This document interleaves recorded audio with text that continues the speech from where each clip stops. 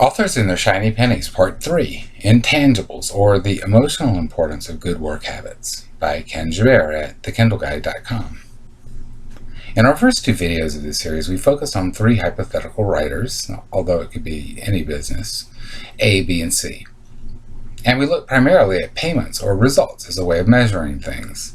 We chose payments in cash as a way of quantifying results, although I would suggest that career influence or thought leadership would have been essentially the same. People are influenced by and follow people who've finished stuff. In this video, we'll look more closely at the creative emotions because among writers and artists, emotions will be an important component of creativity. For this analysis, we'll focus on steps 3, 6, and 7 as potentially the most critical steps. Not that there isn't continuity. As one person puts it, how you do anything is the way you do everything. I don't completely endorse that statement, but there's a point, right? At step 3, A has finished and been paid for one project while the others haven't finished anything yet. At step 6, A has finished her second project while B has brought himself to the verge of completing 3 projects. Yay! And at step 7, B has finished a project and gotten paid. Looking backwards, what is the emotional impact of these moments?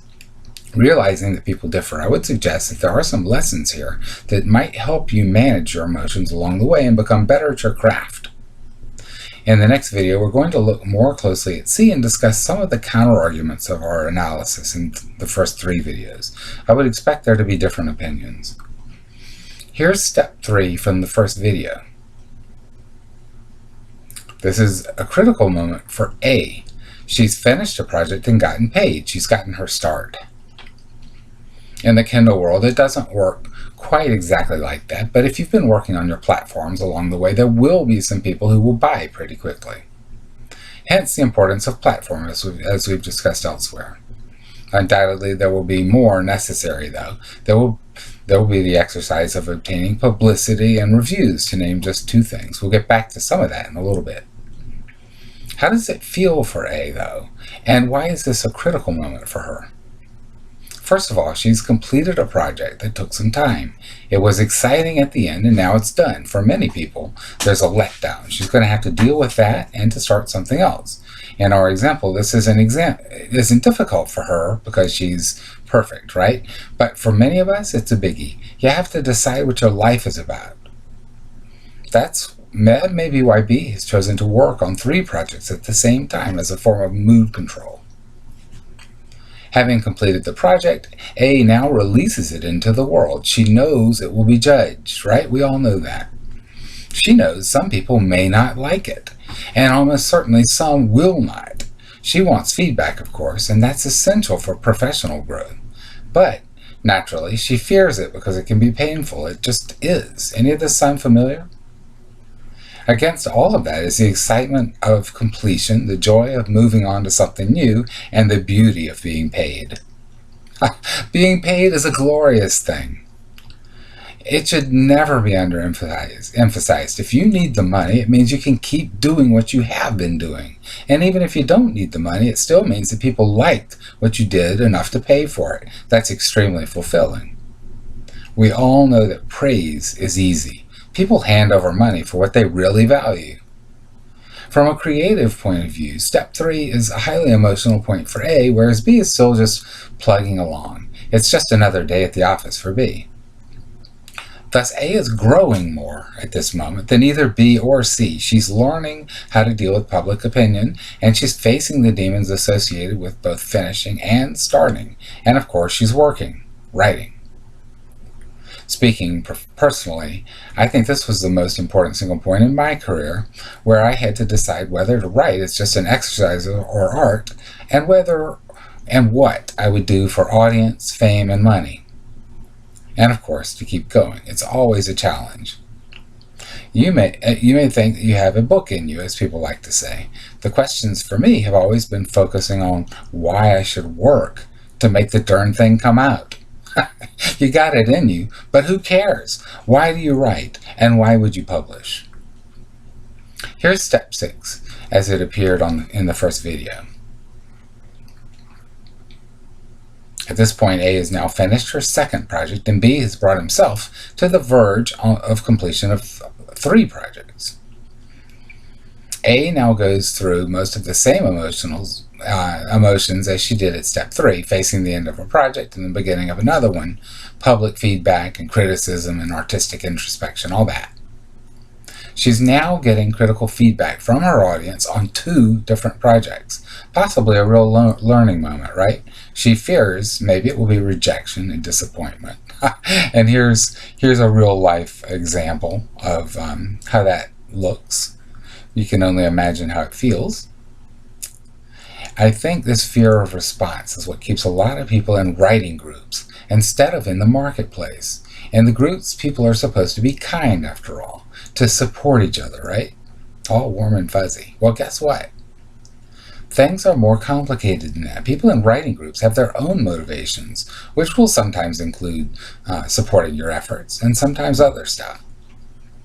Book buyers have their own motivations. Some of them may want to slam you, but most of them, they just want to have a good time. They bought your book as a product, and they really hope you did a good job.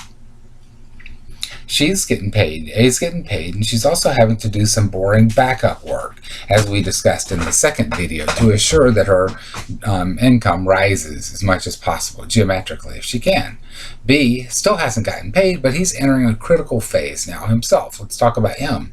It's very exciting to finish projects, and having 3 of them lined up for the finish is both very satisfying and extremely exciting, right? Bang, bang, bang, he tells himself, and there will be 3 in the books. He works in a frenzy. It's a rush, for sure. B knows that the effects of any criticism will be muted by the excitement of the next project coming down the road. Likewise, the postpartum trauma will be blunted, at least for the next few units of time, and it may or may not come due, as they say, after the 3rd project is complete, and he's got the 3 in the books and has to start all over. But for the time being, he will have the excitement of another project that's hot on the iron's hot in the fire, to balance out the feeling of completeness. And if that leaves you feeling negative, then he'll have that covered. Perhaps it helps keep him productive. Perhaps it supports his art or creativity, but the one thing we know is it does have a high potential price tag.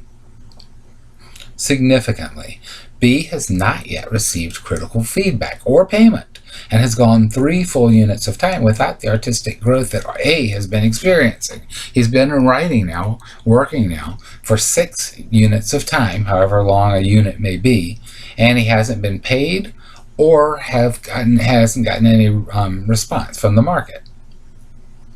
On the other hand, he has been freer to concentrate on the substance of his own work. It's been a more internal process, obviously, right? Which one is more valuable to you? How would you rather feel about your writing, that it's an art or a business? And what difference would that shift in perspective mean to your craft? Here's step 7 from the first video. A has been paid at least 7 units, although probably more like 11 after we did the souped up math, and B has finally finished something and gotten paid. Step 7 may not be significant for A, although she has to learn how to manage all the feedback from her first 2 books, and this could have led to revolutionary developments in her writing, or not. I will say this about my own experience, though. Going from trying to write a book to watching sales and trying to make them go up was a very big step for me. It's changed the way I've written, and I foresee even bigger changes to come, way bigger. In any event, A is definitely living with a professionally more complicated life than B is, and has been for quite a while. She's been growing. But on the other hand, B is in the middle of a high productivity, high excitement time. He's finished a project and gotten paid. He likes that. And he has other projects simmering away ready to be completed. For B, this is a moment of high drama, a sweet time in the life of any writer, but it is stressful. How is he handling the criticism? And that's a question you have to ask if you think about this as a career choice. How are you going to handle the criticism? How are you going to handle the adrenaline rushes? So, those things aren't necessarily good for you. But he has finally subjected his work to the judgment of the market. He's structured things so that at the time the market starts talking back, i.e. through payments and reviews, he'll be in high excitement about the next project nearing completion. That could be positive or negative, right? It may be more artistically pure to keep focus on the work. On the other hand, it could also reduce valuable feedback from the market being either money or peers, of course. It will almost certainly reduce adjustments that B makes in response to criticisms, and that will possibly have an effect in the market over time. You would think so, right? Consider the bargain B is made. What do you think? In my opinion, it wasn't a good one, not the best one anyway, if he could do differently. We'll take another look at all our characters in the next video. We'll consider C more carefully in particular. In the meantime, consider the bargain you're making with your own work habits. Is it the one you want to make? And if it isn't, what can you do to change it? Till next time, write on.